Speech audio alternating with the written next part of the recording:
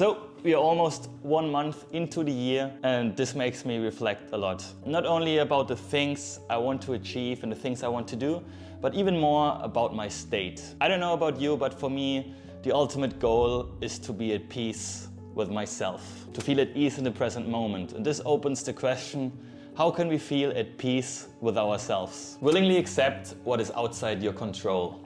For the Stoics, the most important practice in Stoic philosophy is differentiating between what we can change and what we can't. What we have influence over and what we do not have influence over. The Stoic philosopher Epictetus phrased it like this: the chief task in life is simply this, to identify and separate matters so that I can say clearly to myself which are externals not under my control and which have to do with the choices I actually can control. Often we get caught up and annoyed by things we have no control over. For example, your flight or your bus might be delayed and that's why you're going to be late for your appointment. Well, what can you do about it? You might see the positive side. Now you have more time to read, listen to an audiobook, prepare for the meeting you are going to. The girl you've been chasing since many months or even years doesn't give you the attention you think you deserve.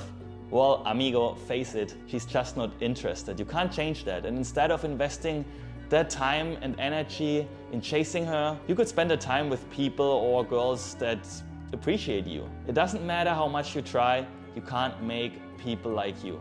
But, and this is the most important thing, we can control the choices we are making right now. If we focus on making clear what parts of our day are within our control and what parts are not, we will not only be happier, we usually have a distinct advantage over other people who fail to realize that they're fighting an unwinnable battle. For example, you have the power to choose your first thought after waking up. And I hope for you that this is a positive one. But imagine this, if you wake up and the first thing you do is grabbing your phone, sitting there or laying in bed and reading your text messages, are you really in control of how you start your day? Or you're giving the power of what's in your mind to someone else? Many external events are happening every day that we can't control. But there's one thing that we can control, and this is our opinion about them. You decide whether the things that are happening are good or bad, whether they are fair or unfair. How you feel depends on how you think about the external events and your surroundings. Control your perceptions.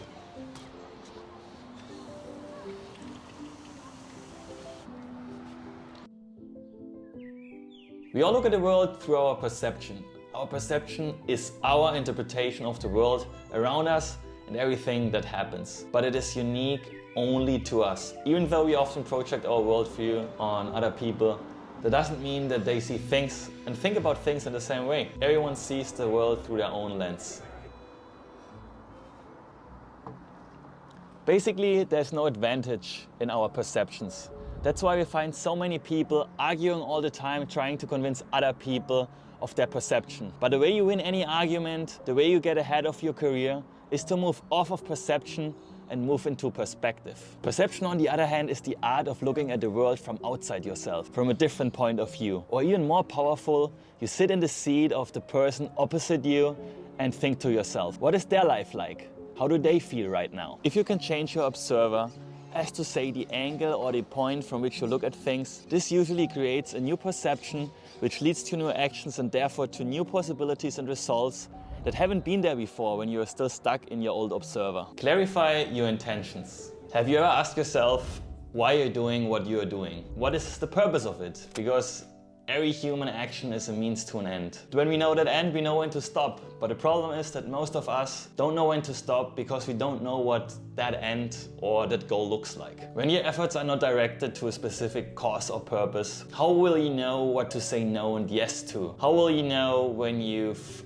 reached your goal, when you've had enough, or when you've gotten off track, if you never really defined what those things are? You know, working in the direction of something can give yourself meaning. It can give you a feeling of purpose. If you align your actions with what is important to you, your days are going to feel better. Because if you're just drifting around, not really knowing what you're working towards, you're not feeling that you're creating the life you want. You're not purposefully designing your life, and this is very important. Have you taken the time to get clarity about who you are and what you are standing for? Or you're just mimicking the wrong influences and following disappointing and unfulfilling paths? These are just a few questions that might help you to understand yourself a little bit better and discover the why behind your actions. If we accept what is outside of our control, if we change our perspective, to change our perceptions and if we clarify our intentions to be clear of what we want to get out of life according to Stoic philosophy, we're going to live a life being more at peace with ourselves and our surroundings. The ideas presented in this video are inspired by the book The Daily Stoic by the author Ryan Holiday. It's a book that consists of 366 pages with one quote from a Stoic philosopher and an interpretation adapted to the modern world we live in for every day of the year. Every month has its topic, and January is about clarity. I've been reading this book for around 4 years now, and I'm always getting new perspectives out of it. If you're interested, check the link in the description of this video.